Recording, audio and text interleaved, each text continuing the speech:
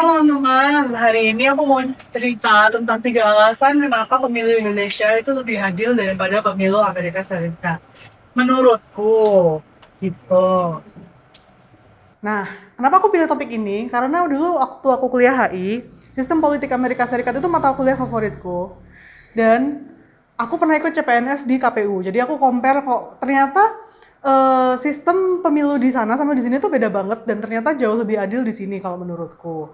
Dan aku ngerasa waktu aku ikut CPNS KPU itu belajarnya susah banget karena kita nggak pernah kan waktu SMP, SMA, SD, kuliah diajarin sistem pemilu tuh kayak gimana kan nggak pernah kan. Tapi aku di kuliah dapat gitu sistem politik Amerika Serikat. Jadi kayak oh ternyata akses ke informasi mengenai kepemiluan tuh juga beda gitu.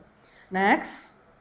Oke. Jadi ini alasan pertama kenapa menurutku di Indonesia tuh lebih adil pemilunya. Karena di Amerika tuh ada sistem yang namanya winner takes all. Contoh, kalau misalnya pemilu kecalekan gitu ya. Misalnya di Indonesia nih, Partai A dapat 50% ya udah, misalnya ada 10 kursi ya. 10 kursi. Partai A dapat 50% ya dia dapat 5 kursi. Partai B dapat 30% ya dia dapat 3 kursi dan selanjutnya dan selanjutnya. Kalau di Amerika itu kayak nggak kayak gitu. Jadi misalnya Partai A dapat 50%, ya udah 10 kursi itu dia pakai semua. Gitu. Jadi partai-partai kecil itu nggak akan mungkin dapat kesempatan buat buat jadi besar, buat mengajukan presiden itu kayak kemungkinannya sangat kecil banget. Jadi yang mendominasi ya udah partai merah aja sama partai biru aja gitu. Dan itu nggak berubah-berubah gara-gara sistem winner takes all ini. Next.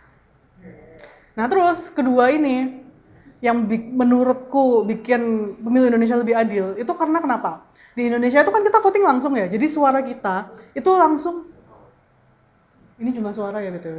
Iya. Iya. Baca kok. Ya, oke. Nah, jadi suara kita itu langsung kehitung. Misalnya kita milih kandidat A, ya udah yang kehitung suara kita secara individual dan itu nanti di TPU bakal kehitung yang masuk buat suara kandidat A, buat kandidat A. Sedangkan di Amerika Serikat tuh nggak gitu. Emang bener kita pilih kandidatnya. Tapi di Amerika itu dibagi menjadi distrik-distrik. Distrik ini mungkin persamaannya kayak kecamatan ya. Jadi kembali lagi ke winner takes all. Kalau misalnya di Indonesia, kalau misalnya kandidat A dapat 52%, kandidat B dapat sisanya, ya udah itu nanti dinaikin ke tingkat provinsi, ya tetap segitu aja nilainya. Kalau di Amerika enggak. Misalnya di distrik A, di kecamatan di suatu kecamatan, itu ada kandidat presiden yang dapat 52%. Ya udah itu 100% vote distriknya itu masuk ke kandidat A. Jadi kandidat B nggak kehitung. Akibatnya apa? Akibatnya Capres itu bisa kalah meskipun dia dapat suara yang lebih banyak. Contohnya, 2 kali ini pernah terjadi, Al Gore versus Bush kalau nggak salah tahun 2001. Yang kedua, Hillary Clinton versus Trump. Jadi Hillary Clinton tuh mendapatkan vote yang sebenarnya kalau dihitung secara individu lebih banyak. Tapi gara-gara dia kalah sama sistem popular vote sama sistem distrik itu tadi, jadi dia juga kalah presidensinya. Contohnya kayak di slide selanjutnya. Nah, oh, oh ingat maaf. Aku lanjut dulu ya. Nah jadi contohnya kayak gini. Ini pembagian kan udah berdasarkan state ya. Kita bisa lihat kalau berdasarkan pembagian distrik yang tadi aku bilang, yang semuanya dapat 100%, partai merah yang menang. Tapi padahal sebenarnya secara popular vote, ini partai biru yang menang. Soalnya vote-nya itu secara individual kalau dihitung lebih banyak. Kayak gitu. Terus next slide. Boleh minta tolong nggak? Oh, boleh, sorry. Nah, sehingga dua sistem tadi itu menimbulkan praktik-praktik yang menurut aku sebenarnya kurang ideal ya. Namanya gerrymandering. Kalau di Indonesia kan yang namanya suara itu dihitung dari kamu tingkat RW, TPU-mu di RW.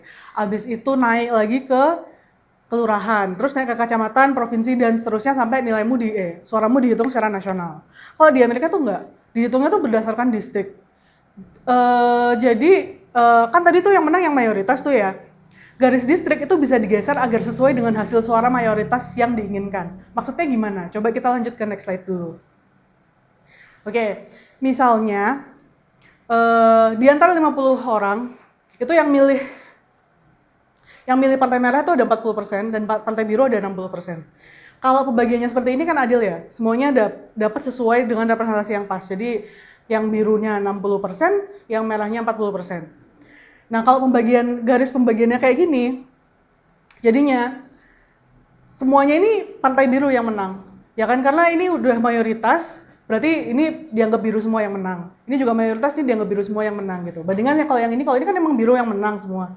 Ini emang merah yang menang semua. Tapi ini karena garisnya diganti, jadinya nggak adil gitu. Jadinya biru semua yang menang gitu. Nah ini lebih nggak adil lagi nih, contoh gerrymandering.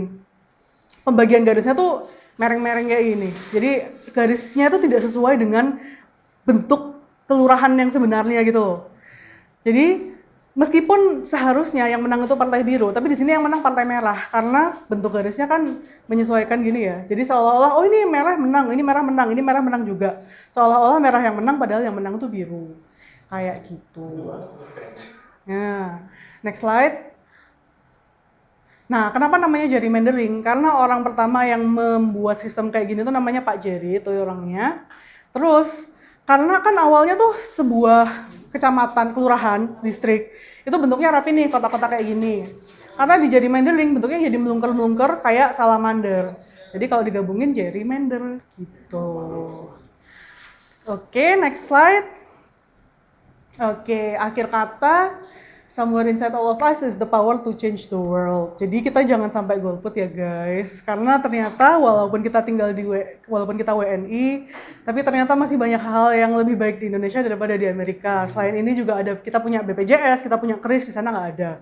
Jadi, jadi masih ada hal-hal yang bisa disyukuri dari kita tinggal di Indonesia. Sekian dulu presentasi dari aku. Terima kasih perhatiannya teman-teman.